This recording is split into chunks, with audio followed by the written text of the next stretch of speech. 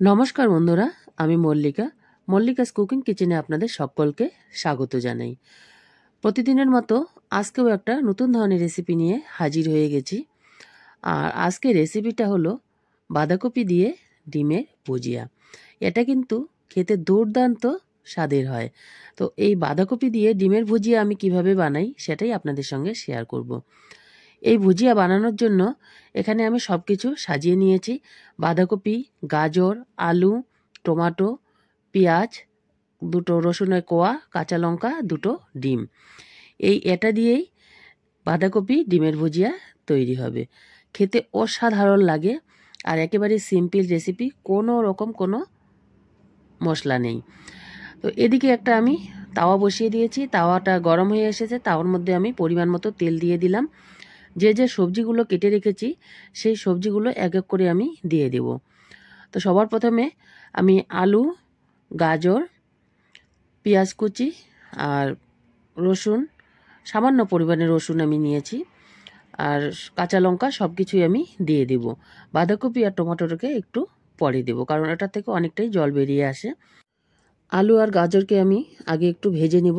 একেবারে low to medium হিটে এটা ভেজে নিতে হবে, নালে পুড়ে যাওয়ার চান্স থাকবে হাই হিটে রান্না করলে।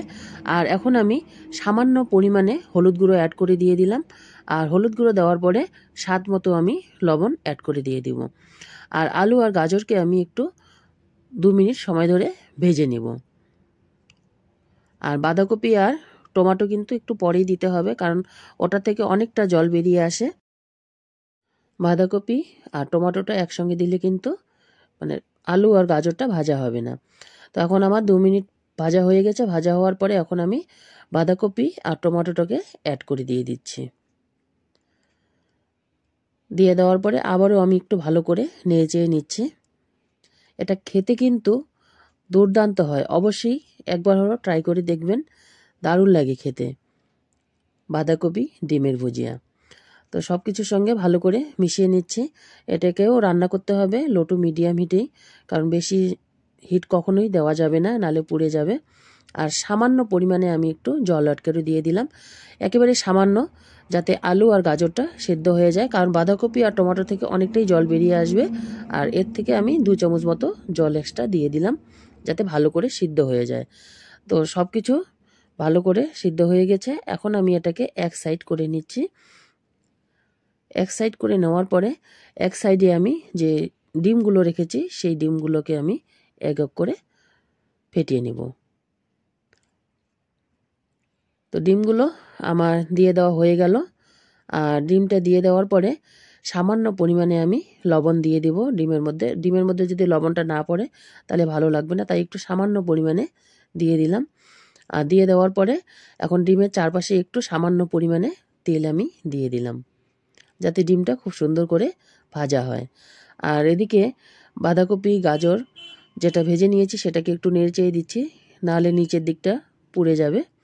এই জন্য নেড়ে চেড়ে নেওয়ার পরে এখন ডিমটাকে ভালো করে এখন ভুজিয়া করে নেব আমি। বিনা মশলায় খুব সহজভাবে বাঁধাকপি ডিমের ভুজিয়া কিন্তু রান্না করা যায়, আর খুব কম সময়ের মধ্যে এই রেসিপিটা হয়ে যায়।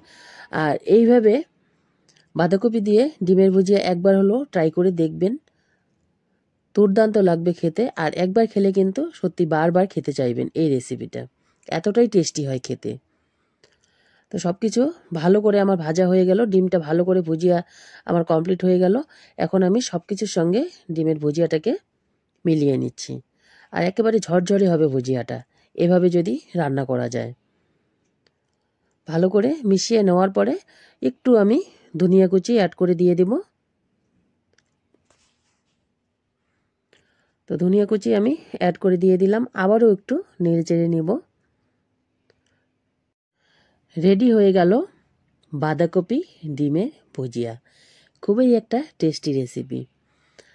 তো এখন গ্যাস অফ করে দিয়ে দিলাম।